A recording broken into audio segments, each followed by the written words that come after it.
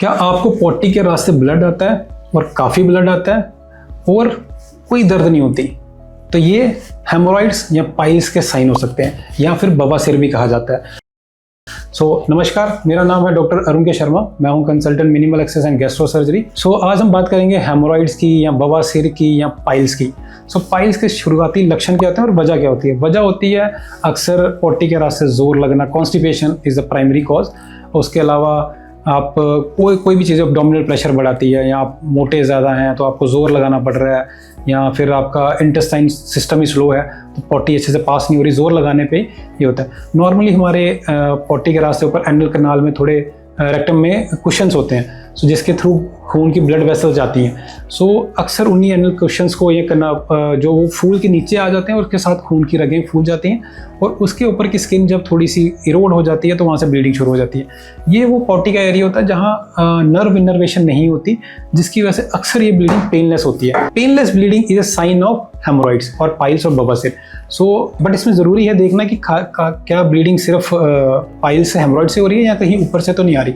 तो ये बड़ा ज़रूरी है। और अक्सर इंटरनल हेमोरॉइड्स ज़्यादा डेंजरस होते हैं, और वो बाहर की तरफ जब आते हैं तो उसकी स्टेज 4 में आते हैं। तो इनकी ग्रेडिंग होती है ग्रेड 1, 2, 3 एंड 4। ग्रेड 1 और 2 हेमोरॉइड्स बड़े छोटे होते हैं, वो एनल कनाल के अंदर ही रहते हैं, बाहर नहीं आते। ग्रेड 3 में बाहर आते हैं बट खुद ही खुद अंदर चले जाते हैं। बाहर तब आते हैं जब जोर लगाया जाता है, और जब आप मोशन पास कर लो खुद ही अंदर चलें। ग्रेड 4 में बाहर ही रह जाते हैं। उन्हें हम कहते हैं इंटरनल एक्सटर्नल हेमोरॉइड्स। तो ये हेमोरॉइड्स कई बार ब्लीड करते हैं, कई बार पेशेंट आते हैं जिनको अनीमिया, खून की कमी हो जाती है। उस दौरान कई बार उनको पहले ब्लड चढ़ाना पड़ता है और फिर इसका ट्रीटमेंट करना पड़ता है। और रही बात एक्सटर्नल हेमोरॉइड्स की, तो जैसे मैंने पिछली वीडियो में भी कहा था, फिशर में कई बार टैग बन जाते हैं। तो वो टैग और एक्सटर्नल हेमोरॉइड्स को एक सर्जन या एक एक्सपर्ट ही डिफ्रेंशिएट कर सकता है। It's not easy to differentiate. Symptoms fissure के अलग होते हैं, उसमें अक्सर पेन होती है, काफ़ी सीवियर पेन होती है, पेशेंट को चलने फिरने में भी दिक्कत आ जाती है, पोटी करने में बहुत दिक्कत आती है। और फिशर के जो पेन है और हेमोरॉइड्स की तो बिल्कुल ही पेन नहीं होती, ठीक है। कभी कभार दोनों चीज़ें कंबाइन भी हो सकती हैं, क्योंकि दोनों की इटियोलॉजी या कॉजेटिव फैक्टर सेम है। कॉन्स्टिपेशन, तो कॉन्स्टिपेशन जोर लगने से हेमोरॉइड्स वाले जो कुशन हैं वो भी नीचे आ जाते हैं, उसमें ब्लीडिंग भी हो सकती है।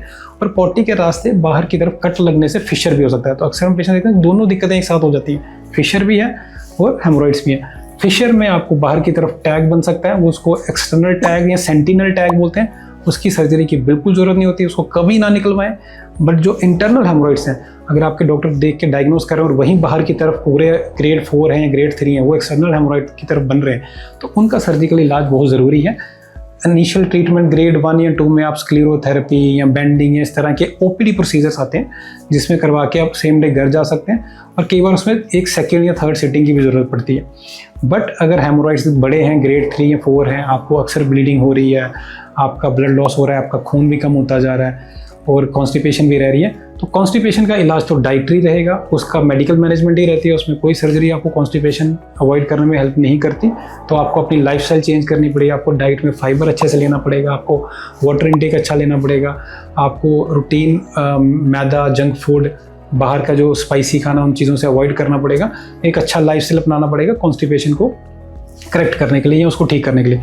बट जो हेमोरॉइड्स, उसकी वजह से जो हेमोरॉइड्स बन गए हैं, जो ग्रेड 3 या 4 पे आ गए हैं और उनसे ब्लीडिंग हो रही है, उसके मैनेजमेंट में जैसे मैंने बताया स्टार्टिंग अगर ग्रेड 1 या 2 है तो स्क्लेरोथेरेपी या फिर बेंडिंग, इस तरह के ऑप्शंस आते हैं। बट ग्रेड 3 या 4 में आपके ऑप्शंस जो हैं बदल जाते हैं।